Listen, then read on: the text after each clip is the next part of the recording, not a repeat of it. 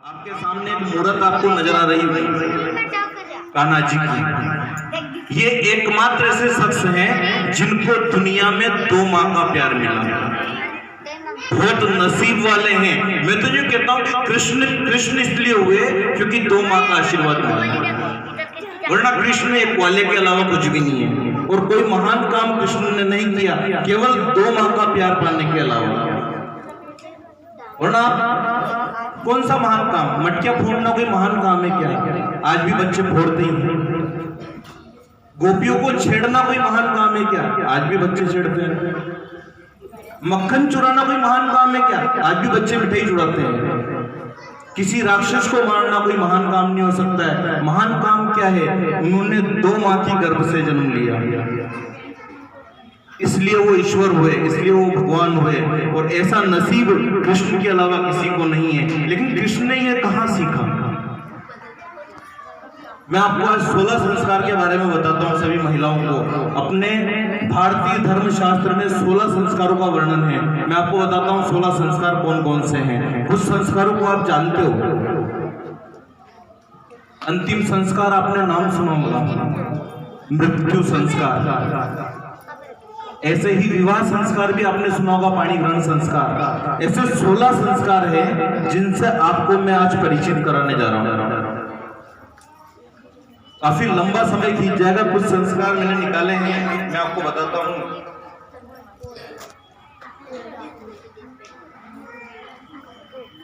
सबसे पहला संस्कार मैं आपको सबसे बाद में बताऊंगा, नामकरण संस्कार।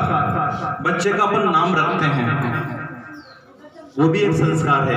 लेकिन आज अपन नाम कैसे रख रहे हैं? कैसे अपने बच्चे ऐसे हैं? क्यों अपने बच्चे ऐसे हैं?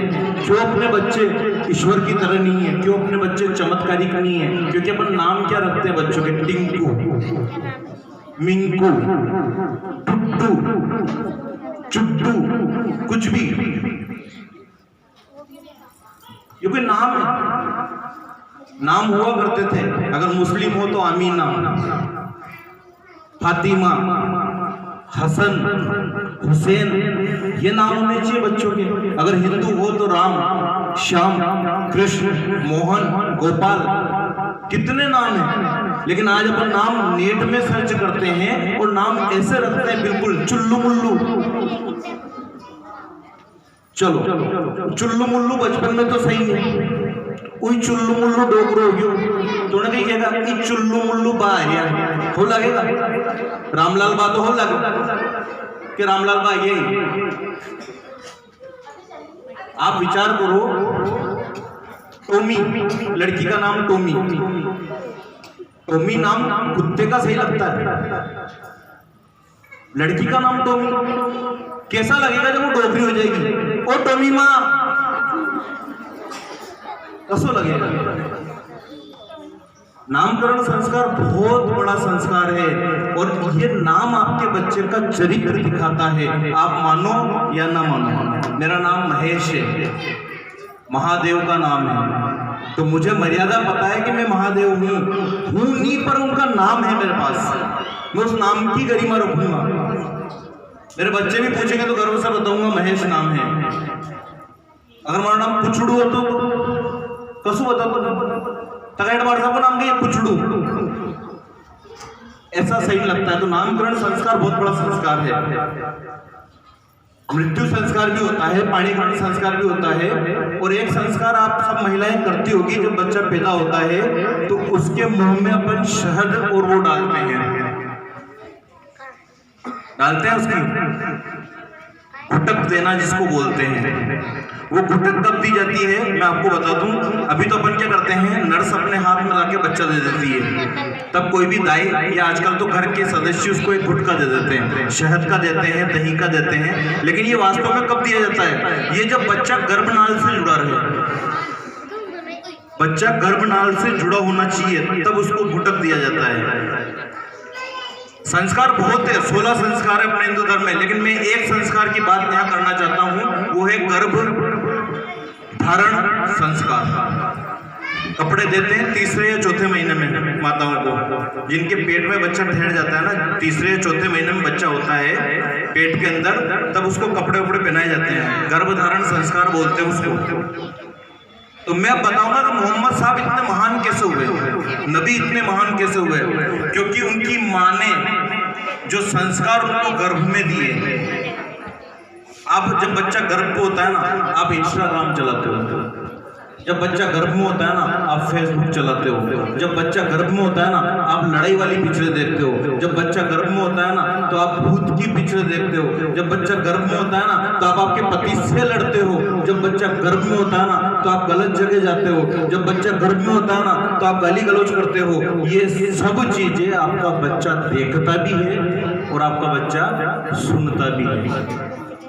उसमें जान जाती है चौथे महीने में, डॉक्टर हूं, उसके अंदर जान आ जाती है चौथे महीने में, और वो माँ की उस नाल से वो सब देखता है जो माँ देखती है। जब आप किसी बंदर को देख के मुंह ऐसा करते हो ना, अरे, तो वो बच्चा भी अंदर ऐसा मुंह बनाता है। इसलिए बदसूरत छोटे छोटे पैदा होते हैं। इसमें आपका योगदान है पूरा। अगर आपका लड़का बदसूरत है तो आप जिम्मेदार हो, अगर आपका लड़का क्रोधी है तो आप जिम्मेदार हो, अगर आपका लड़का अच्छा बोलता है तो आप जिम्मेदार हो। आपको क्या करना चाहिए? जब बच्चा गर्भ में रहे आप अच्छी चीजें देखो, आप भजन मंडली में जाओ, आप किसी फकीर से मिलो, आप किसी पैगंबर के चरणों में बैठो, आप किसी ईश्वर की शरण में जाओ, आप भक्ति भाव में अपने आप को डुबाओ, आप अच्छी बातें करो। गलत अगर आपकी संगत है उसको छोड़ो, अच्छे लोगों से मिलो, अच्छे लोगों के साथ जुड़ाव रखो। मैं गारंटी देता हूँ आपका बच्चा संस्कारवान होगा। फिर आपको टेंशन लेने की जरूरत नहीं है कि मेरी लड़की कॉलेज में जाएगी भगनी जाकर के साथ, खुद के गर्भ पे भरोसा करना नहीं जाएगी, क्योंकि आपने ऐसे संस्कार दिए ही नहीं उसको, कहां से जाएगी। लेकिन लड़की मोबाइल चला रही है अट्टी मुंडो करने, माँ मोबाइल चला रही है अट्टी मुंडो करने, तो फिर तो लड़की जागी सी। आप विचार करो ना, अपन क्या कर रहे हैं, क्या अपने बच्चों को अपन टाइम देते हैं? आप खुद विचार करना। इनका भांजा था एक, कौन जानता है नाम? इनके भानेज का नाम कौन जानता है? कौन बताएगा? बताओ, वहीं से बताओ, किसी को याद हो तो टीचर में बताओ। भगवान कृष्ण के भानेज का नाम अभिमन्यु, इनका भानेज था एक अभिमन्यु। उस अभिमन्यु ने चक्रव्यूह तोड़ना मां के गर्भ में ही सीखा था। उसने कहीं नहीं देखा, किसी ने नहीं बताया कि चक्रव्यूह तोड़ो आप, उसने सिर्फ मां को चक्रव्यूह तोड़ने की कथा सुनते हुए देखा था। अंदर से वो सब सुन रहा था। आप विश्वास करो, मैं आपको सोनोग्राफी रिपोर्ट में बता सकता हूँ ये चीज। आप किसी डॉक्टर से, पाटीदार मैडम है अपने यहाँ नवजीवन हॉस्पिटल में, उससे जाके आप बात करना कि वो सर ऐसा कह रहे थे, क्या बच्चा गर्भ के अंदर सुनता है? पाटीदार मैडम आपको सुना देंगे। ये सत्य बात है। आपके गर्भ में बालक है, बच्चा आपकी हर चीज रिपोर्ट करता है, हर चीज आपकी नोटिस करता है। इसलिए जब किसी भी आपकी बहू के, आपकी लाड़ी के, आपकी पुत्री के या आप खुद के जब भी बच्चा गर्भ में हो, आप अच्छी अच्छी चीजों पे ध्यान दोगे तो अच्छी संतान पैदा होगी। पागल लोगों का नाम सुना? पागल होती एक बीमारी पागलपंती भी होती है, तो उनको पागलों के डॉक्टर के पास ले जाया जाता है। वो पागलों के डॉक्टर नहीं होते हैं, एक्चुअली उनको साइकोलॉजिस्ट बोला जाता है, मनोवैज्ञानिक, जो मन को पढ़ सकते हैं। इस दुनिया में पागल कोई नहीं होता है, बस होता क्या है उसके मन में प्रश्न बहुत सारे चलते रहते हैं। आपके भी परिवार में ऐसा कोई बच्चा हो जो अलग से गुमसुम बैठता हो, तो ये आप मूर्खता कर रहे हो। बच्चा कैसा होना चाहिए? बताओ कैसा होना चाहिए? बच्चा कैसा होना चाहिए? अगर आपका बच्चा एक तरफ शांत बैठा है तो आप क्यों कहते हो बहुत समझदार बच्चा है? समझदार नहीं, पागल होने की कगार पे। सचेत हो जाओ, सभी से कह रहा हूं मैं, वो समझदार नहीं है। अगर आपका बच्चा आपके घर में कपनी फोड़ता है, आपका बच्चा आपकी सब्जी नहीं ढोलता है, आपका बच्चा बिस्तर को नहीं फाड़ता है, आपका बच्चा धमे नहीं करता है, तो डॉक्टर को दिखाओ, वो पागल होने की कगार पे है। बच्चे वो ही स्वस्थ बच्चे होते हैं जो बिल्कुल धमे करते हैं, मस्ती करते हैं, वो बच्चे आपका नाम रोशन करेंगे। अगर कोई बच्चा ऐसा ना शांत स्वभाव का, वो शांत नहीं है, मन शांत नहीं होता है बेटा, साइलेंट। मन कभी शांत नहीं होता है, मन का मतलब ही ये होता है अशांत। कितनी सारी चीजें मन में चलती रहती है अपने। अपन तो रात को भी शांत नहीं होते हैं, पता है आपको? अपन रात में भी सपने देखते हैं, शांत तो रह ही नहीं सकता है, इंसान कभी शांत नहीं रहता है। वो रात में भी पहाड़ों पे चढ़ता है, वो रात में भी नदियों में गुप्चे लगाता है, वो रात में भी पसीने में तरबतर हो जाता है कि बाप मुझे तो डॉक्टर ने पकड़ लिया कि काय तू बेटी तो यहाँ थी, सो यहाँ रीति डॉक्टर कटे हुई। वो रात में भी ख्वाबों में रहता है, मन कभी शांत नहीं होता है। अगर आपका बच्चा शांत है ना, इसका मतलब क्या है? इसका मतलब है उसको शांत मत रहने दो। वो शांत रह के क्या कर रहा है पता है? वो शांत रह के अपने मन से बात कर रहा है। मुँह से कर लूँगा, मुँह जो मुँह कर लूँगा, अकेला अकेला बड़बड़ा रहा है मन के अंदर, यानी कि वो पागलपन की ओर बढ़ रहा है। समझ रहे हो आप? तो बच्चे को कभी गुमसुम मत बैठने दो, और जो बच्चे मस्ती कर रहे हैं ना उनको मस्ती करने दो, क्योंकि वो ही करेंगे, आप थोड़ी करोगे। अच्छा आप छुट्टियों करोगे लड़के? आप इतनी माताएं बहनें बैठी हुई है मेरे पास, क्या आप वहाँ सफाई करते हो, वहाँ पे आप मनरेगा में लग रही हो तो चोटियाँ खींचोगे एक दूसरे की? आप खींचते हो तो बताओ मेरे को। आप नहीं खींचोगे क्योंकि आप समझदार हो गए। चोटी ये बच्चे ही खींचेंगे, इनको खींचने दो। ये किसी ने सिखाया नहीं इनको, ये परमात्मा की देन है इनमें, ये बचपन है, इसको समझो। आप क्या करते हो, जरा सी एक कप फूटा, एक कप बच्ची की कोहनी से गिरा, नीचे गिरा, धड़ाम 2 टुकड़े हुए और आपके गालियों के अंबार चालू हो जाते हैं। ए बेटी रानी की चोरी, नरबुक अक्कल को नहीं धर्म। अब उसमें अक्कल का प्रश्न क्या है? क्या होनी लगी टूट गया। बच्चे तो तोड़ेंगे। अपन जब उनको गाली देते हैं ना, अपन जब उनको बुरा भला कहते हैं तो उनका माइंड इतना सा होता है, उसमें पीड़ा होती है, उसमें दर्द आता है। तो क्या होता है पता है? उनका विकास रुकता है, उनकी बुद्धि रुकती है। वो बुद्धि बढ़ने का टाइम है, इन बच्चों की सबकी बुद्धि डेवलप होने का टाइम है, और ये 18 साल तक बड़े होंगे। उसके बाद फिर 18 साल तक जैसे बन गया ना वैसे रहेंगे। ये सत्य बात कह रहा हूँ मैं, प्रमाणिक, मैं मन से नहीं जोड़ता हूँ, क्योंकि मैं खुद डॉक्टर भी हूँ, MSc नर्सिंग कर रखा मैंने। ये प्रमाणिक बात है कि आपके बच्चों को डिप्रेशन दोगे ना आप तो ये नीचे दब जाएंगे।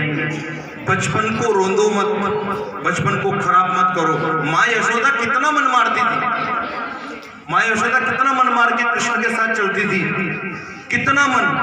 रोज लोगया गन्ना रूमो दे बाती, थारा काना ने तो मारो आज मटको फोड़ दियो, हाँ मुँह समझूंगा, उन्हें समझूंगा। थारा काना ने आज मेरी साड़ी खींची, अरे मुँह समझूंगा। कितने अरूबे आपके पास, इतने तो नहीं आते होंगे शायद, महीने में एक बार कोई आता होगा, तो ये आप बच्चों को बुला के उसके सामने पीड़ित करते हो, मारते हो। यशोदा ने एक बार भी कृष्ण को नहीं मारा, सिर्फ बांधा जरूर था। आप बांध सकते हो, मारोगे नहीं, टॉर्चर नहीं करोगे, आपके बच्चे बहुत आगे जाएंगे।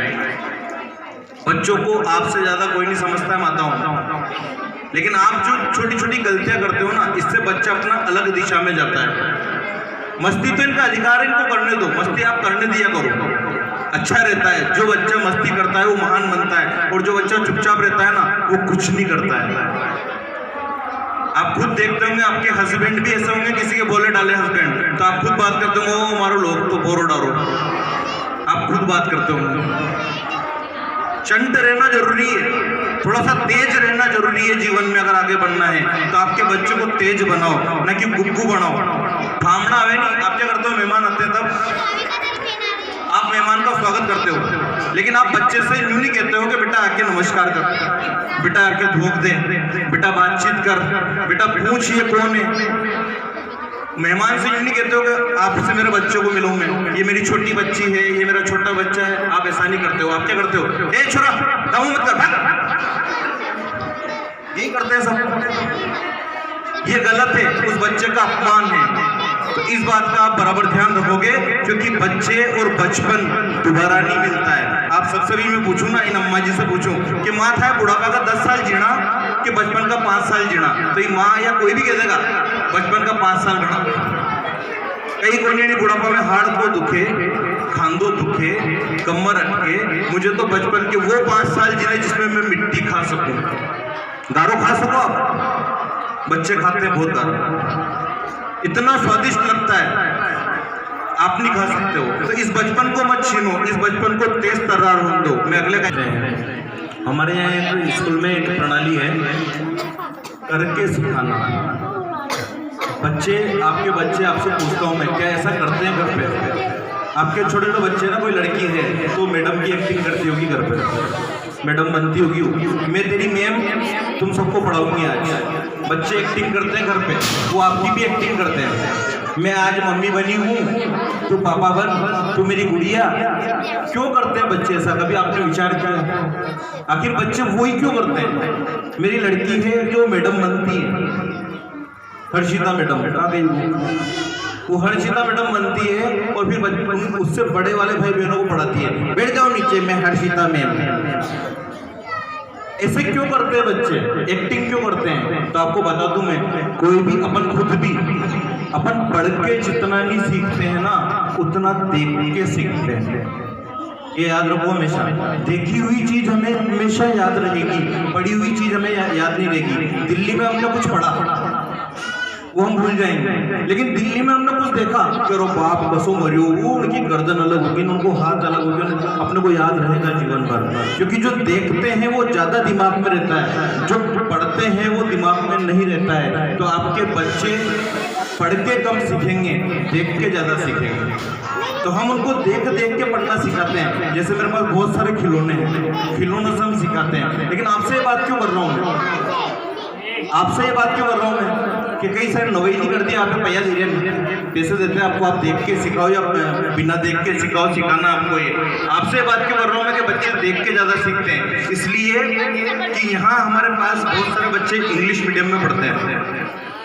बहुत सारे बच्चे, विजय सर थोड़ा बच्चों के बीच में जा रहे हैं, बहुत सारे बच्चे इंग्लिश मीडियम में पढ़ते हैं और उनके माँ बाप हमें कहते हैं कि सर इनको इंग्लिश पढ़ना सिखाओ, इनको इंग्लिश आनी चाहिए, हमने इंग्लिश मीडियम में क्यों रखा। लेकिन मैं आपको एक बात बता दूं, हम यहाँ लाख इंग्लिश में उनसे बात करें, हम उनसे रोज इंग्लिश में बात करें, हम उनको रोज इंग्लिश सिखाने की कोशिश करें, लेकिन होता क्या है, जैसे ही माँ यहाँ लेने आती है, चल करने चला, समझ रहे हो आप मैं जो कहना चाह रहा हूँ? वो आपसे कहता है मोम मिल्क दे दो, अब आपके समझ से परे उसने दूध मांगा आपसे। मैं नहीं कह रहा हूं कि आप अंग्रेजी बोलो, लेकिन मैं बस इतना कह रहा हूं कि आपके बच्चे जब आपके घर पे रहते हैं तो आप ऐसा कुछ ना करें जिसका उन पे गलत इफेक्ट पड़े। जैसे आपके बच्चे आपके सामने हैं, बेटा इसको बंद कर दे, गेट कर जाओ, आप बोल देना बोला। आपके बच्चे आपके सामने हैं, आपका हस्बैंड आया, आपकी उससे लड़ाई हुई, कुछ भी, उसने आपके थप्पड़ मारी या आपने उसके थप्पड़ मारी, लेकिन ये थप्पड़ मारा मारी का काम का होना चाहिए जहां आपका बच्चा नहीं रहे। इस चीज की ध्यान रखो। आप लड़ो, खूब लड़ो, नथिंग मैटर, आपका बच्चा वहां नहीं होना चाहिए। अगर आपका बच्चा वहां है तो आपके हस्बैंड से कहो कि अपन दोनों आपस में निपट लेंगे, पहले इस बच्चे को बाहर भेजने दो।